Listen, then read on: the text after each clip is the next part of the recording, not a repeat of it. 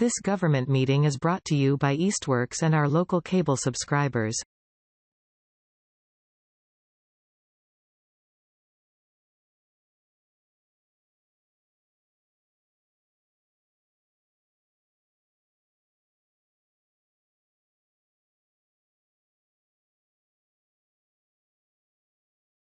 Hey everyone, it is Thursday, June 26th, and it is 6:02 p.m.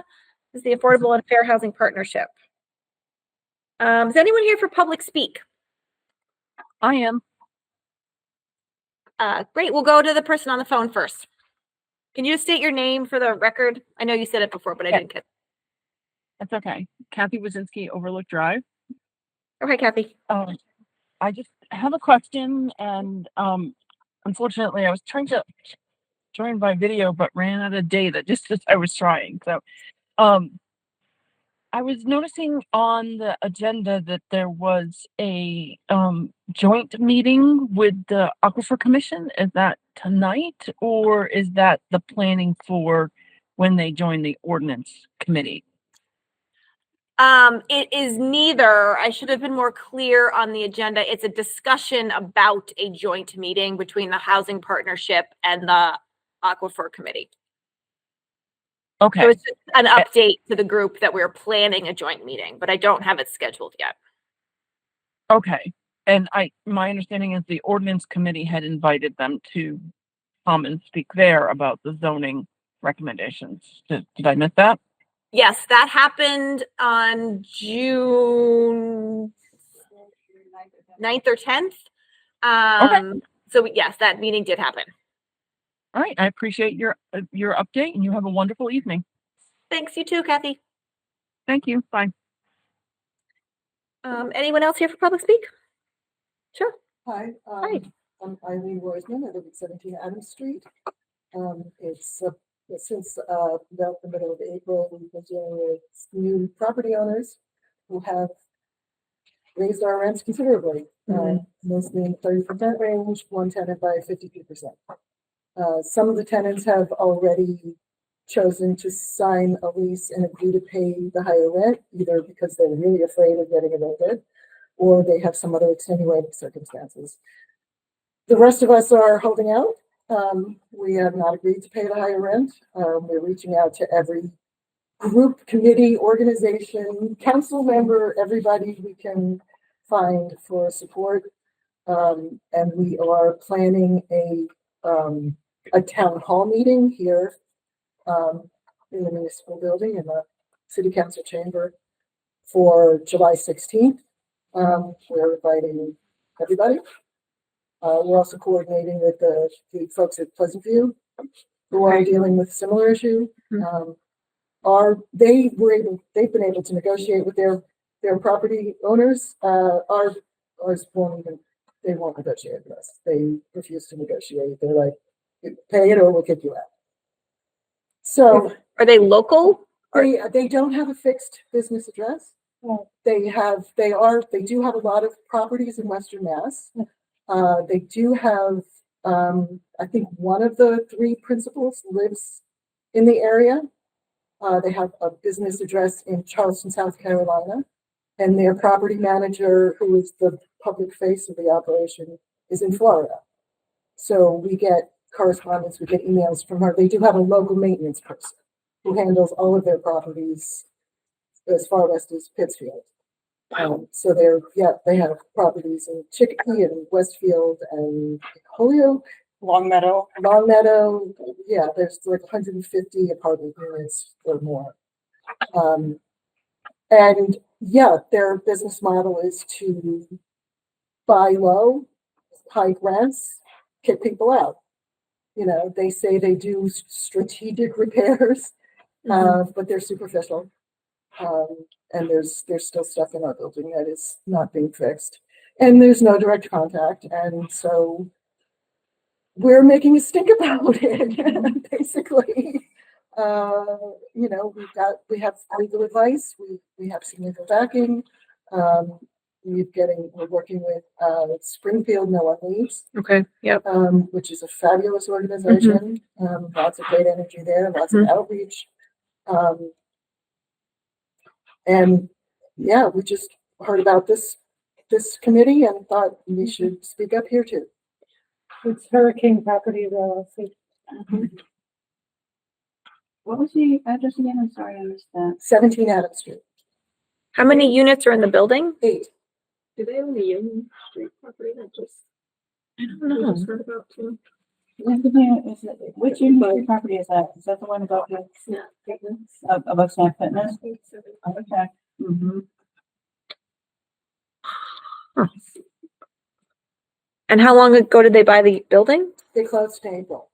Oh, so like a minute ago. They own 38 properties in Massachusetts.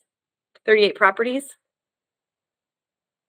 At least in that, yeah, in that, they might own more in the Berkshires, but that's in this analysis. They own, a lot in Russell, Westfield, lot in Pittsfield, Holyoke, Greenfield, lot in Chicopee. It's all in Western Mass. Interesting. And Florida, they have luxury buildings, luxury residences in Florida. That's where they expanded out. So that's just so strange. All of it is strange. But so this just happened in April. So were you a month-to-month tenant? Well, most of us, yes. did Yeah, 'cause not you've been have there a long leases. time, yeah. Well, because the previous owner never offered us a lease. Okay. It's so the previous owner only owned the building for 3 years. Oh, okay. And some of us had leases at the time and then they Yeah. didn't continue. Okay.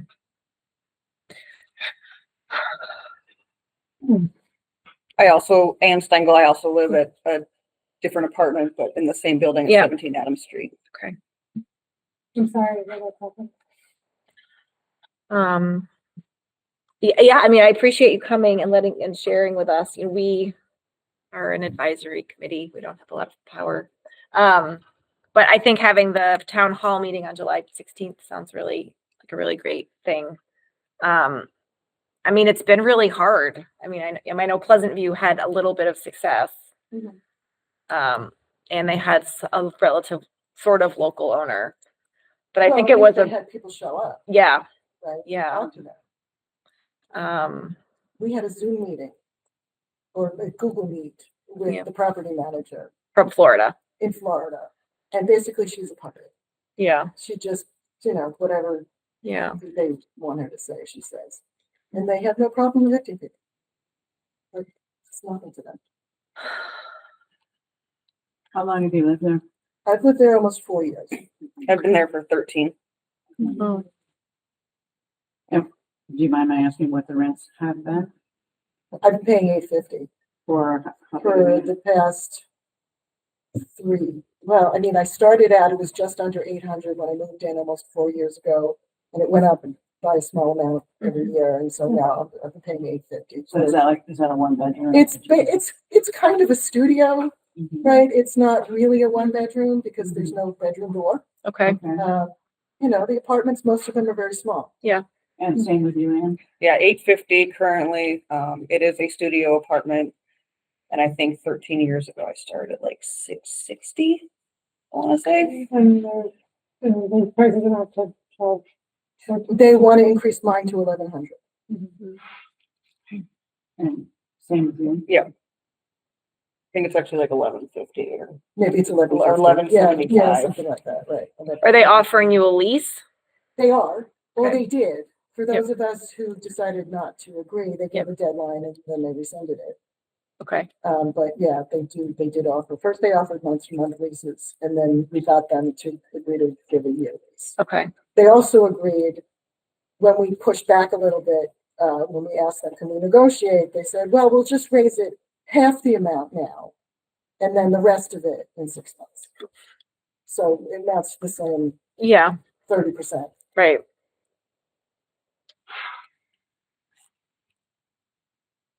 But it'd be great, I think, if the housing partnership could show up with it. Yeah. What's the date of it? July 16th. The July 16th. Okay. And 6 the o'clock? housing 6 o'clock. coalition as well. That's an opportunity there, right? I know that Diane is. Yes, his name came up a couple of times as the last. And so then have they done any, you said they did some superficial improvements? Very minor. What's been done? Oh, I got new stove burners, Mm. and got new light bulbs.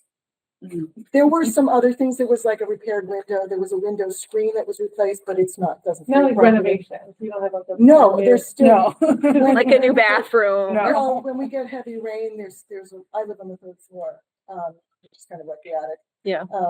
When we get a heavy rain, there's Leaks. a leak. Yeah, we had a serious ice dam last winter. Like, it was a column of ice from the roof down to the ground. Like Lex Luthor's cave, like that. It was huge. And I didn't take pictures because I thought that's obvious. Right. Everybody can see it. And that was when we started to kind of bug the previous landlord, like, you need to do something about this.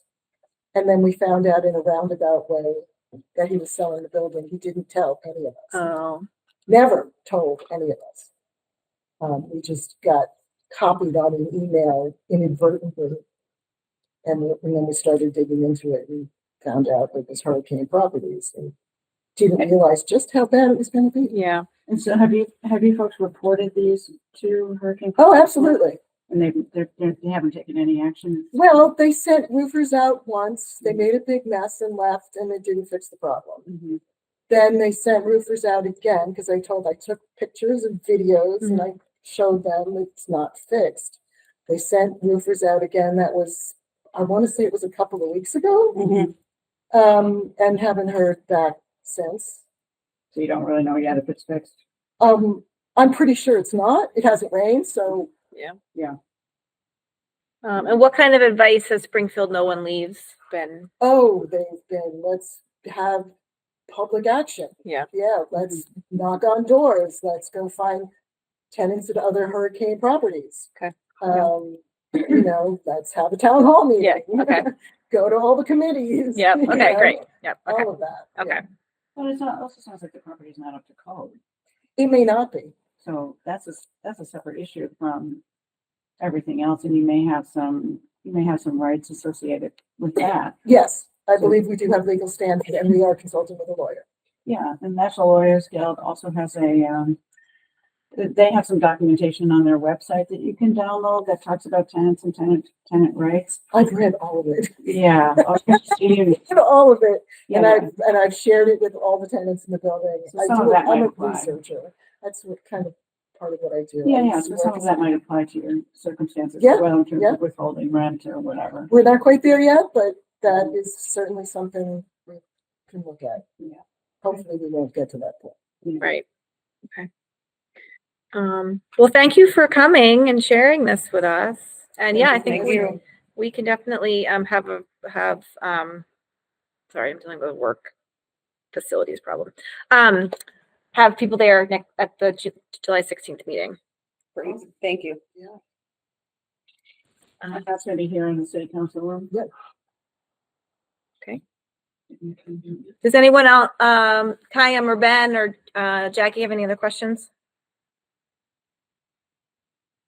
You're on mute, Kyle. Nope. Are you letting us? Can you hear me now? Oh, now we can hear you. All right. Yeah, I don't have any questions. I do know I gave one of you guys my phone number at that last city council meeting. Feel free to get in touch with me if you have any questions or need any support. I want to speak into the public record that I'm really sad and distraught that Liz Plouffe is not at the Department of Public Health anymore. Because she was really instrumental in coordinating the Pleasant View apartment tenants. So I just want to make that known that I'm frustrated about that. And I definitely want to continue to help you guys as much as we can.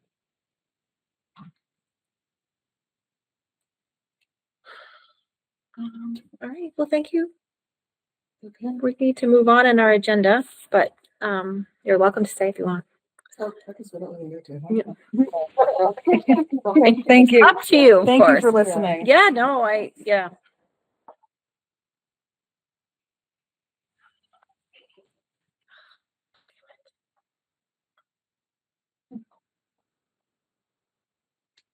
So I was also totally confused about the aquifer protection Sorry. meeting. I thought that that was happening tonight, but I guess that I felt a little bit underprepared. So I guess that that's a good thing.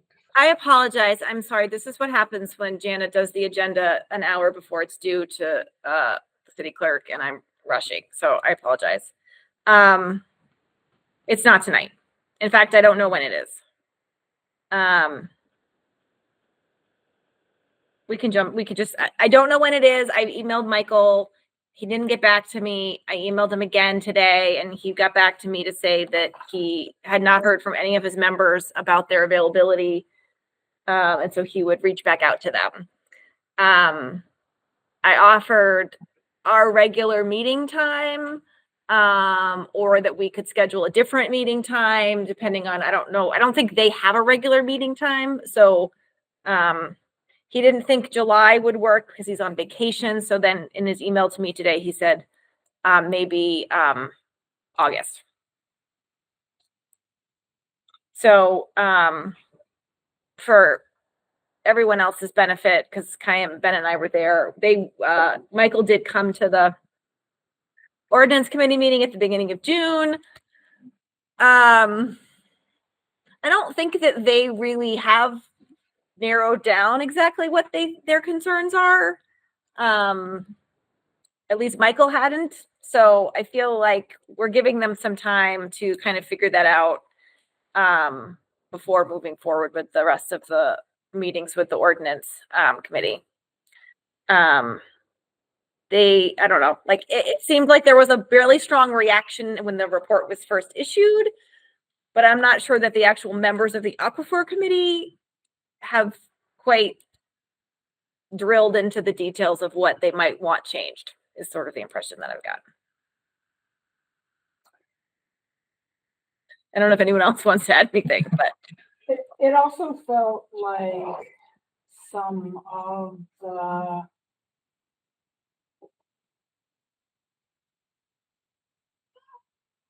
response, expected concern of the aquifer maybe came from community members. Community outreach to them. I'm not sure. I'm struggling with the language because I'm not sure kind of. Yeah. I don't think the concern came initially from the aquifer protection committee, but also I'm not sure that they knew about, right? So I think there was a lot of. They're still getting up to speed. Like they heard about the concerns more than before they heard about the details. Yeah. I think that's a good way of articulating that. Yeah. I think they have read it, but the fact that Michael couldn't, it had been a while since, I don't know if something stood out to him as like, oh, right, but he wasn't the one, if there was concern, would be the one to talk about it. I think he kind of deferred to another member of the committee who has more detail about some of those things that individual might be have concern, but that was still unclear. Right? So there's a lot of. Yeah, so the one of the other aquifer committee members is a groundwater geologist, hydrologist, and geomorphologist by training. So he has like a lot of very technical expertise. The committee is working with the Pioneer Valley Planning Commission, Patty.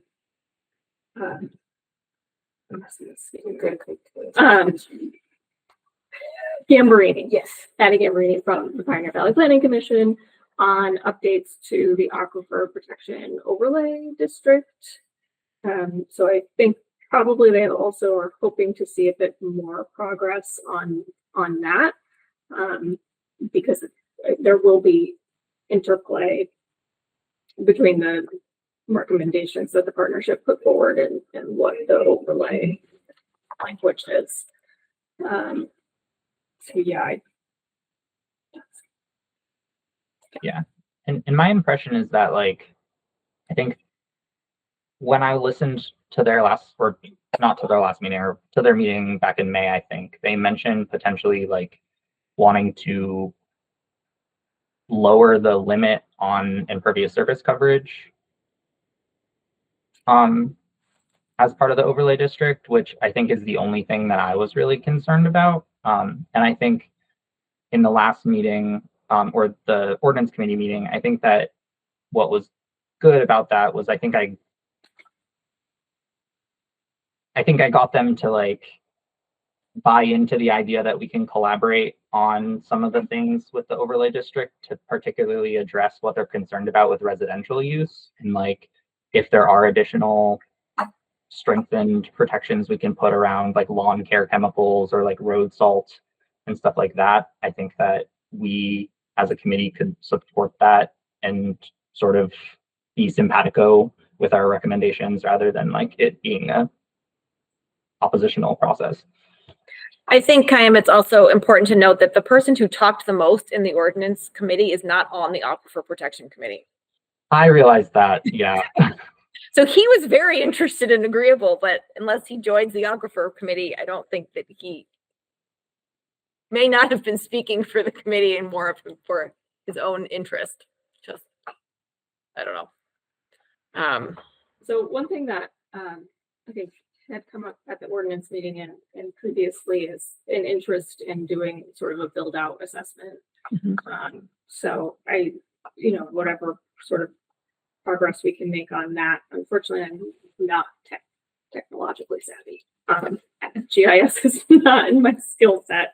But if I need to reach out to the city's consultant that does that work for us, I can do that. And see what kind of budget we have for it.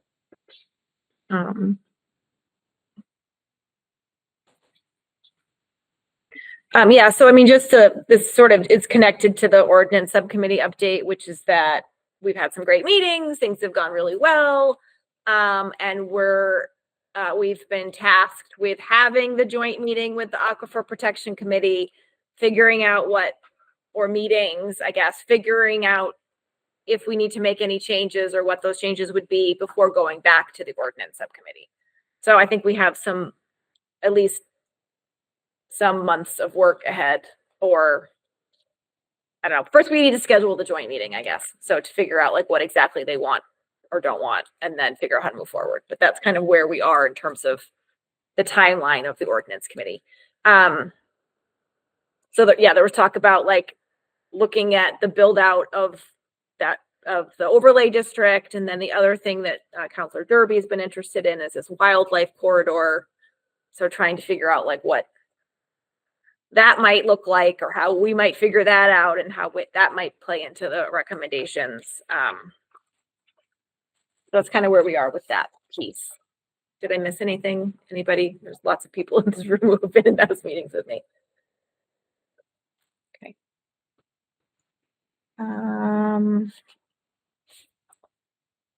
I apologize that my agenda wasn't clear, but the Aquifer Committee is not here, so they must not have thought they were also having a joint meeting. All right, so then the other thing is on the agenda that, and kind of also why we asked Councilor Denham to come was kind of about rent stabilization, which we heard during public speak, and sort of this rent study committee that the council is trying to form. So I guess, Councilor Denham, if there's any particular updates or things you want us to know about these activities. I do not have anything else. I know that President Derby is in the process of putting this committee together. I believe that Councilor Jadzik and myself are going to serve on the committee. I had originally thought that Councilor Peak was going to, but I think that's not happening. And I'm not sure if another councilor is going to be on there. I did hear. Wait, who is it besides you? I'm sorry. Councilor Jadzik. Okay. I have not had a conversation, but just in text, he had indicated that he's having difficulty identifying landlords property Mm. owners to serve on this. So that may be one part when this committee is formed, that we try to get input from a property owner who is, I know of a couple, but you know, they might be smaller property owners. And so I think we may have to articulate kind of what that might look like. And then once he puts that together, then we'll move forward. But I think right now we're just waiting for him to put the. I did reach out at Councilor Denham's suggestion just to say, hey, let me know if you want anybody from the housing partnership. So it's on his radar, but we haven't. Yeah. He did reach out to me, and I responded in the affirmative. So perfect. But I also think that like Shira might be a good option because she's a landlord, I think. She is a landlord. Do we have a sense of if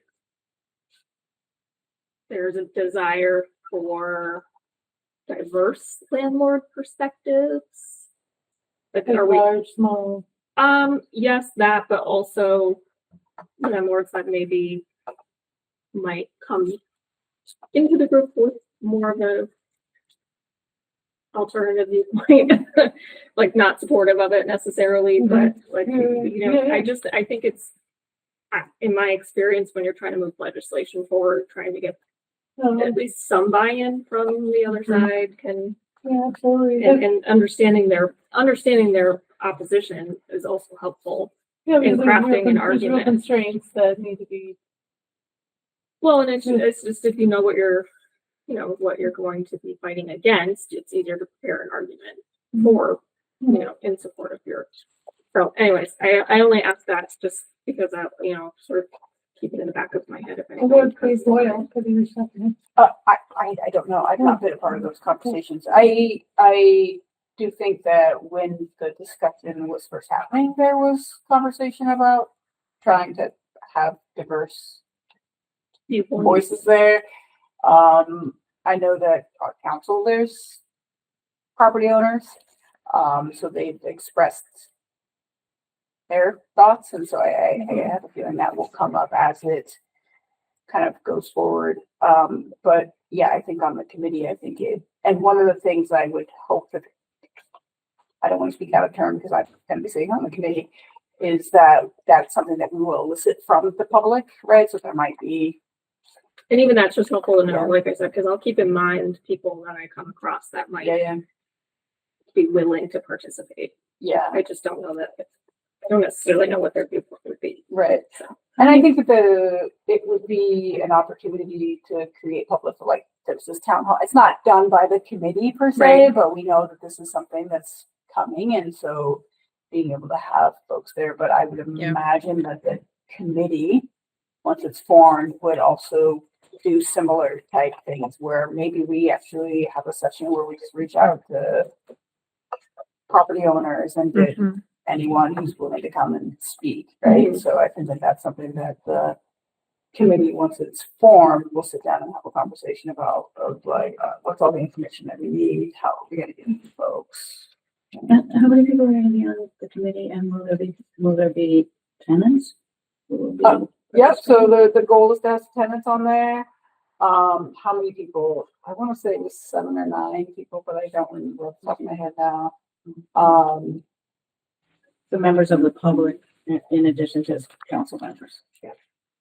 And so people have been reaching out. Oh, sorry, what was that? That was really my question, I guess, is if there will be members of the public. Yep. So that's the goal, was to have members of the public, so renters as well as property owners, to be able to sit down and kind of craft recommendations that might lead to a charter change, maybe recommendations of including rent stabilization in charter. And if that happens, that conversation would then, if it's passed by council, everyone through another committee process, they'll have to go to rules. Then that would have to go to the state legislature for conversation. And so I think I think the goal is to be able to be a community that sends this to the state, so the state engages in a larger conversation also about Wednesday. so what's happening here, but also hopefully that translates into what's happening in other places. And does the council have connections with other city councils that are working on the same issue?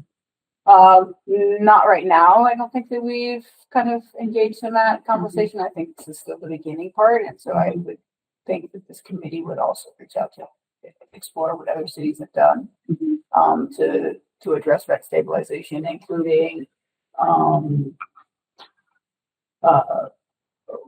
land trusts. I think there's some communities that are in process of creating land trusts and things like that. So I think there's a variety of different solutions that the committee will explore to be able to address kind of rent increases. Time, do you want to share the organization that you texted me about earlier? Like, Yeah. Is that a potential resource for this? Yeah, I think so. I mean, they're so just to give background, the mayor invited me to this meeting. It was like something in relation to the Unlocking Housing Production Coalition thing that the mayor is on for the state. There's this organization called Abundant Housing Massachusetts, which is a nonprofit that's sort of focused on supporting municipalities in basically doing the kind of zoning reforms and actions that we're doing already. And I guess they were told, like, go talk to Mayor Nicole. They're doing a lot of cool housing stuff in Easthampton. And they sort of are a membership organization and offered, so they offer up some like resources and staff time regarding like tabling and coalition building and websites and all that kind of stuff. And the mayor agreed to commit like $500 of professional development funds from the city to help us join that organization. So that's with the idea that their services would be available to like the Housing Coalition and the partnership together. So they have a number of legislative priorities that they're tracking at the state level. One of them is like this YIMBY bill that basically does a lot of the stuff that we're proposing in Easthampton, but at a state level. And yeah, I definitely think that they're a potential resource for this kind of thing. I don't know. I think that we're one of the only communities that they've had an engagement with in Western Mass. But I can definitely reach out about that. I'm going to put us in a group email with you, Jenna, at least. Okay.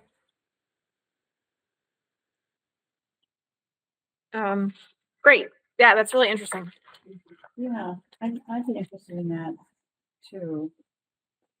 Very much so. I don't know a little bit more about that. Yeah, I mean, there's a lot of stuff on their website too. It's called Abundant Housing Massachusetts, and they, like I was looking at the staff and the board, and like one of their board members is the director of community teamwork in Lowell. They're a big housing organization, and anyway, yeah, no, it was interesting. All right, so it sounds like Kayam has agreed to be on it. Great.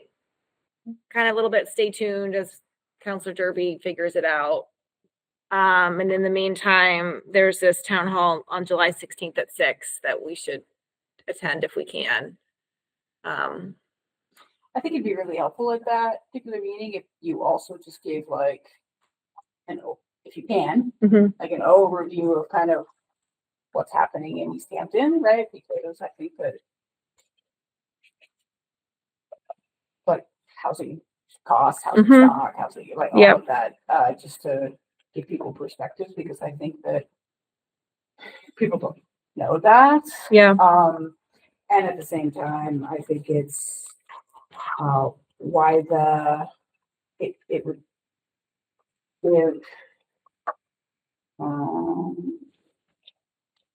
place importance on the, not that you have to discuss or go into detail, but the proposal, right? Like, this is why this is important. Like, we don't have the means to be able, people are moving into Easthampton and buying property, and it's forcing long-term residents out of Right. Easthampton, right? And where are they gonna go? The next town is just as expensive, right? And so I think that would be a helpful context to provide. And somewhat tangential to that, one of the things that the abundant housing, AMA is what they're called. One of the things that AMA mentioned was setting up a table at like the farmer's market or something as an opportunity both to like coalition build, but also to get out some information about what's happening both on the broader landscape, but also I think it would be useful to talk about some of the specific cases of these property owners hiking rents. Because I mean, when I talk to people, they're sort of flabbergasted at the like percentages and like the brazenness of this kind of behavior. So I think that like, I don't know what the ask is after that. Like once we get people like worked up about it, what we're asking them to do, but that's just something I wanted to mention. Yeah. Well, certainly, as people start to recognize it and understand it, there'd be a little more, I would think, a little more support for housing. Rent stabilization. If there is rent stabilization, it makes the community a little less vulnerable to these corporate investors, Yeah. Mm-hmm. I was also thinking about something you mentioned before, kind of a little tangential as well, but about like the carrots versus sticks thing. And I was thinking about in terms of getting people to rent out spaces, because like on my street alone, there's two families that one of the apartments is just not rented out at all. They're just empty because the person just doesn't want tenants. Yeah. And I was just thinking, like, what kind of incentive might make and like inspire them, like whether tax incentives or I don't know what, to not keep spaces empty, because we talk about lack of space, but there's also spaces. That's just on my street. Yeah. I don't have a long street. maybe there's a way to connect those folks with the people who have been, like the woman who was here earlier, who was a long-term tenant, that's now potentially losing her apartment. No, but they don't want to rent out their spaces. Are they older? Like, do they not want to rent it out because the units need rehab, or they're older? They don't want to deal with tenants. They don't have the money, and they just don't want to be landlord. And they have a multifamily property. Another person, he was living there, and then the owner passed away, and he doesn't want it. He just has no interest in having a tenant. He's a very interesting personality. Just stayed on his floor. The bottom floor is empty. I mean, a lot of us on the street have asked him at different points when we had family members that needed a place. Like, you sure you don't want to rent now? So that, and then there's another one that's just I don't know why he it. So maybe there's like a disincentive to having a vacant unit. Well, that's what I wonder if there are legal guardrails against this for housing specifically, but I know like we have a vacant storefront ordinance. Like, I wonder if there's a way to have a vacant apartment ordinance. Yeah, it just feels a little different because if someone's not up, that is a role they could take on as being a landlord, and so to like force the like the sticks thing, the vacant storefront, like I don't think people should be punished because like they inherited a house or they end up in a house with two and they just don't want to be a landlord. That's just not a role they want to take on. But maybe if they were incentivized more with like some kind of, I don't know, something by the city. Like a property tax abatement or something? Yeah, property tax abatement, or I don't know. Or a manager who was paid by the city and who monitored the. Or just for like all landlords, like if you rent within a certain, price, you keep your price not so inflated, you get like some kind of tax break. Like if you rent within a certain 85% of blah blah blah, I don't know the numbers, but then you also get a tax break and you're like recognized as like a fair housing home. I don't know, just I think we have to be creative. That's what I'm saying. Yeah. And you can't force people to. I think the other thing, if you look at what's happening, idea though, to create some kind of an incentive like that, to be able to say, if you're renting at affordable rates, then maybe that doesn't count it's income for you, or, Mhm. you know, something. That would be federal tax. That's a tax law.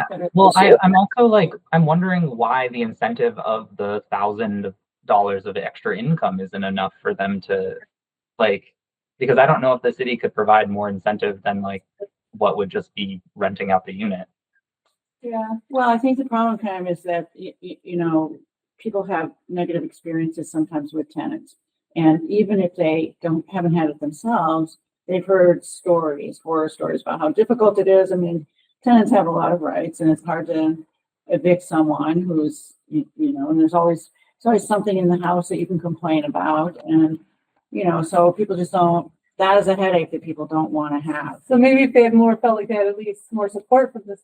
See, that's the problem. Right. It's like, because the families I know on my street that have it, they didn't choose to have it. It's not like they went out and purchased a 2-family. They got a 2-family from their family where they were living and their family. Yeah. Yeah.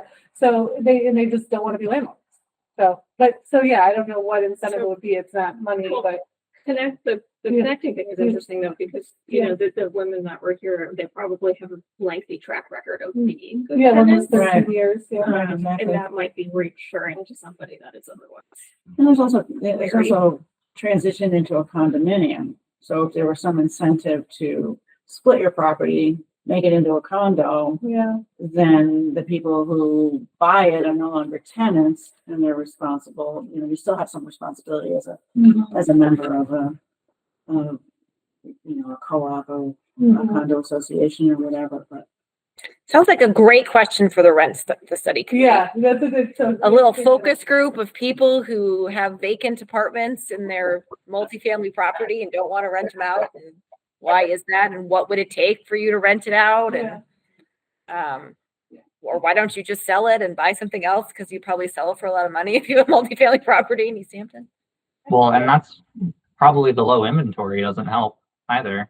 Yeah, There's not a good option for them to move into. that's true. That's true. I think the other story here is people who have been here for a long time as property owners and they're done, but then they sell to someone out of state. I think. Yeah. How do we curb that? That's a huge Yes. problem. Well, How that's do like their we- example. Like, Yeah. yeah. Like you want to make it not that attractive. So like you're not allowed to. So Yeah. Or tenant right of first refusal. yeah. That. Okay. Well, all good things that that committee can dive into. I don't want to forget to approve the May 1st meeting notes. Jackie made sure we did not, because I jumped ahead of it on the agenda, which I sent out this morning. So if folks had a chance to look at those, can we just quickly approve those before we forget? I have to abstain because I was not present. Okay. I don't think that counts. No, I think we should be okay now. Do I have a motion to approve the Motion to minutes? approve the minutes. Thank you. Seconded. Second. Thank you. All those in favor? Aye. Aye. Hi. Aye. Okay. Thank you. And Donna abstained. Thank you. Does anybody have any other items to discuss? Oh, I have sort of an exciting tool or resource that we're going to have access to soon. But Jana, you might already know about this, but that MHP is putting together a Western Mass parcel database that pulls together like the assessor's data on all the parcels in Western Mass with like some additional, like they bring in CoStar data. They have the amount of impervious surface on each lot. They have like water and sewer connection, and it also includes like a mapping feature. And it's going to be open to the public, but I was given permission to share it in my network as soon as they make it, as soon as they finish the final edits to it. So that'll be like a really potential good tool for us to look at properties and potential opportunities for, if we want to look at what lots can be built on or whatever, all of that data is available. Great. Yes, I was at a Wayfinders board meeting today and we were talking about some of their internal goals and their strategic plan, and then the new housing study that's going to come out that's being done by the UMass Donahue that Institute, which Kayam's on that team. Why I was working late today because we're crunching. Which is going to be a really great new study on housing in our region. But one of the things that Wayfinders wants to do more of is connecting with local communities around housing. And I was like, well, if you would like to talk to the Easthampton Housing Partnership, because it's always great to have other resources and other, both for Wayfinders as one of our biggest affordable housing developers in the region, but also for us to have a connection to, some data and tools and advocacy work that would be helpful to us. So that'll be great. Yeah, and I won't give too much away, but like the report is looking really good. I got to write like the affordability section, and I'm really, really happy with the way that's coming out. And so I'm very excited to share it with this group. Yeah, it's gonna be great. I just wanted to talk about dates real quick while most of us are here, though I think Jackie might be in the car, so we might not be able to solidify everything. But so our next meeting is July 24th. We typically have taken August off, which we might want to use that if we can get a joint aquifer meeting scheduled to do that in August, if that works for them. But I guess I'll wait to hear back from you all. But on September 25th is our September meeting, and Jackie and I are not available because it is a retirement extravaganza for my executive director from Community Action that is leaving. And Jackie's the co-chair of the committee. That's your fault. Yeah, it is totally my fault. I'm sorry. But so we need to reschedule the September meeting. And then also November falls on Thanksgiving and December falls on Christmas because we're the third Thursday.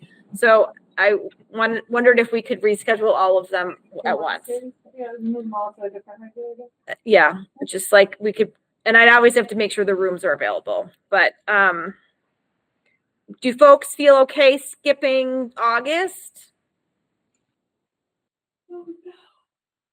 Everyone seems okay with that? Okay. And then September, I don't know, do folks have specific, let's see. We could try to do it the Thursday. Oh, I can't do it the Thursday before the 18th either, actually. We could try to do it on Wednesday the 24th or Tuesday the 23rd. Either one of those dates works for me. Yeah, as of now. As of now. Okay. Lock it in. I will check with Marianne. And then for November, December, I might, unless we get closer and we have lots and lots to do, I would suggest maybe we like meet in early December, like skip November and meet in early December. Okay. No, October. We'd have October. I don't have a conflict in October. October 23rd. So October 23rd we would still meet. And then I would suggest that we like skip November and then meet like in the beginning of December and then skip, like obviously cancel the 25th of December. So like You're gonna cancel Christmas? and Wow. cancel our meeting on Christmas. So we could try like for December 4th or the 3rd or the 11th. December. What did we say about November? I would say just the earlier in December, the better. Just So like, Yeah, the 4th would be best for me. okay. That's kind of halfway between the two. So try for the 4th. sure. Okay. If it doesn't work, I'll send you all an email and with new dates. Great. Anything else for tonight? Oh, one thing I forgot to mention, the Community Builders Project, the 385 Main Street project, they're presenting at the Conservation Commission on Monday. I've heard from the mayor that they had to lower the unit count on the project, unfortunately, due to some delays or whatever. I'm not entirely sure. But yeah, I reached out to Julia a couple weeks ago, and she mentioned they're having a public hearing on the 30th. Okay, that's Monday. Yep. Monday at 6. And where would that be? That is in conference room B. Lower the unit count. I wonder what happened. Do you know? So at least part of it is just the structure of the LIHTC right now. Oh. Structure of the one? Low income housing tax credits. They have, like, over time, what becomes a more competitive project changes. And the unit count that they originally had, I guess, wouldn't be competitive. So they made it smaller, Yeah, I guess that's more competitive. Huh. better. Okay. So these are all, will these all be affordable housing units, Yes. Yes. including the townhouses? Let me see what you have. I think that's the, This is 35 Pleasant Street. yeah. That's a different. We're talking Oh, I about thought we were talking 385 Main Street. Oh, I'm sorry. Yeah, this is the project with those 3 buildings that sort of look like modern and have solar panels on them. That was the original site plan. 385 Main Street. It's the one over by Big Y. Oh, that one. They Okay. got their permit a while ago. What's up with the lawsuit? Did Julia say anything? It's still pending. It's still pending.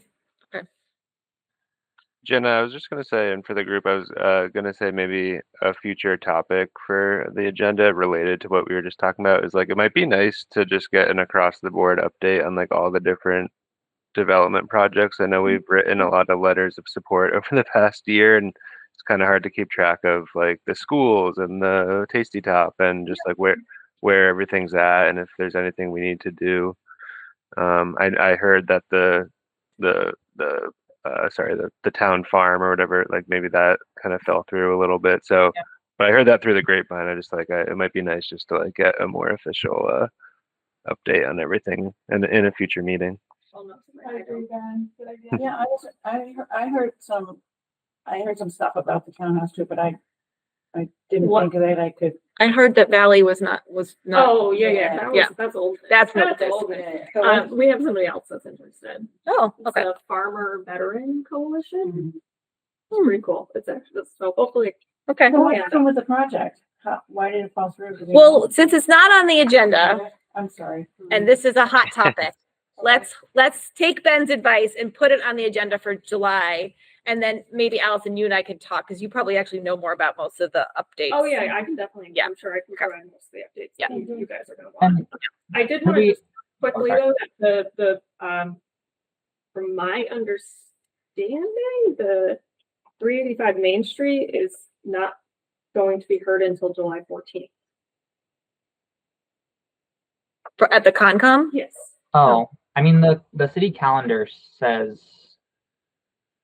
it on their public hearings listed for the 30th Conservation Commission meeting. Yeah, so the If agenda, I'm wrong, that would be it didn't line up with what I had talked with Ava about, and the agenda says it's continued to July 14th. It's on the next agenda, okay. but it's continued till the 14th. It's just the way they set up their agendas is a little confusing. Okay. So it's July 14th. Yeah, I just wanted to correct that because it didn't sound. Yeah, no, thank you for correcting that because I would have been very confused. No, you have the 30th, please. Woohoo. All right, anything else? Oh, wait, I wanted to ask if we could put on the agenda for for the July meeting, talking about requesting a resolution in support of some of the abundant housing legislative priorities. Okay. Yes.